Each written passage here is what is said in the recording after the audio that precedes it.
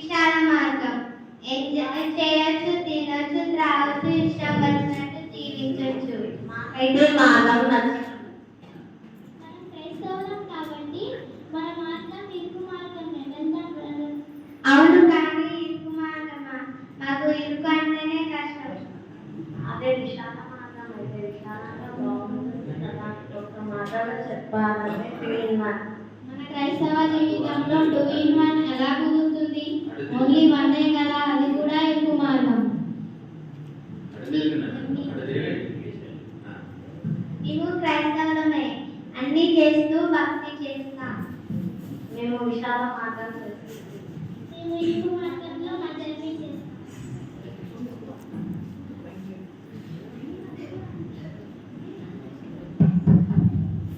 కొద్ది రోజుల తర్వాత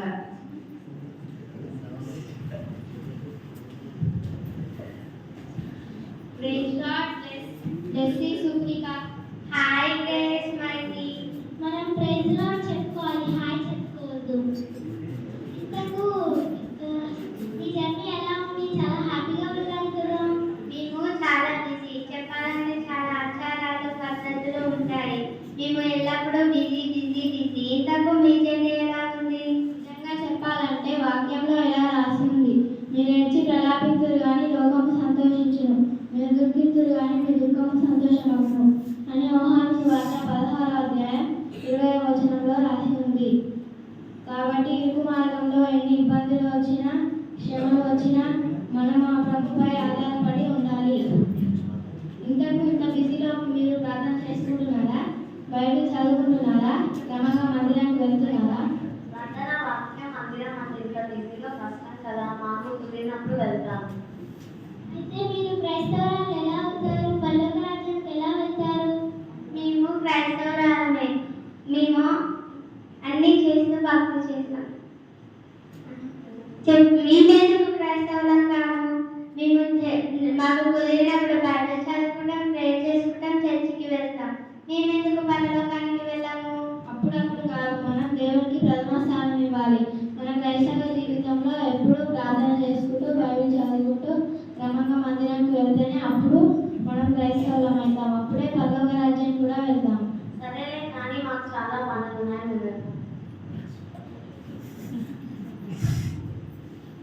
అయిపోయిందా?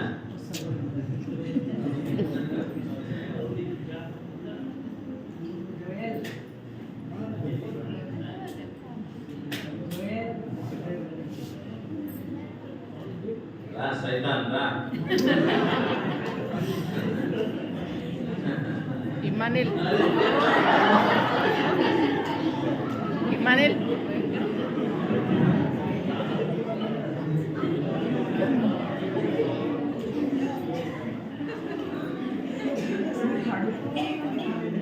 పడుకోరా మైటి.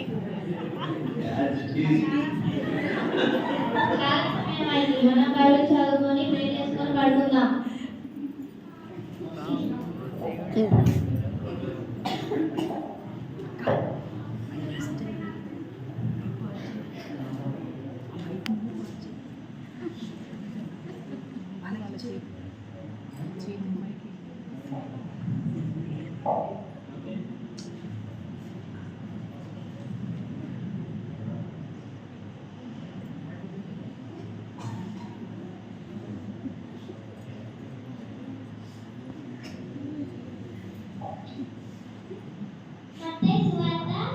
చేసుకోవచ్చు, పడుకోండి ప్రార్థన చేసుకోవచ్చు, ధైర్యం జరుపుకోవచ్చు, పడుకోండి ధైర్యం జరుపుకోవచ్చు, పడుకోండి ధైర్యం జరుపుకోవచ్చు, పడుకోండి ధైర్యం జరుపుకోవచ్చు, ధైర్యం జరుపుకోవచ్చు. మత్తయి సువార్త 25వ అధ్యాయము 24వ అధ్యాయము 42వ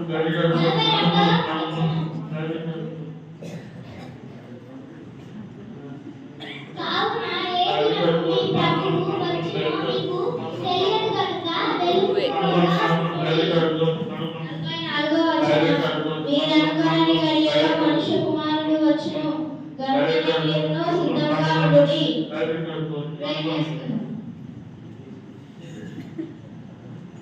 పరలోక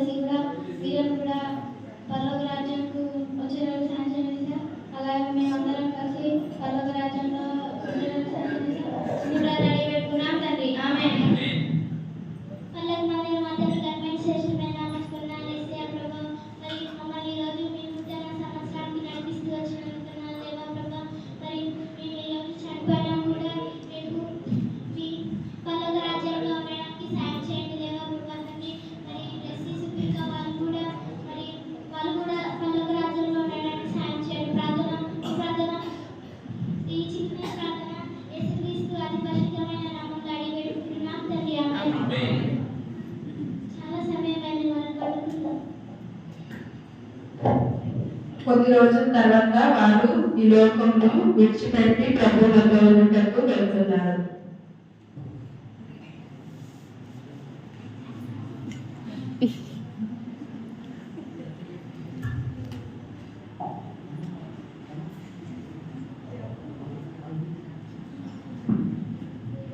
లేవండమ్మా, లేవండి.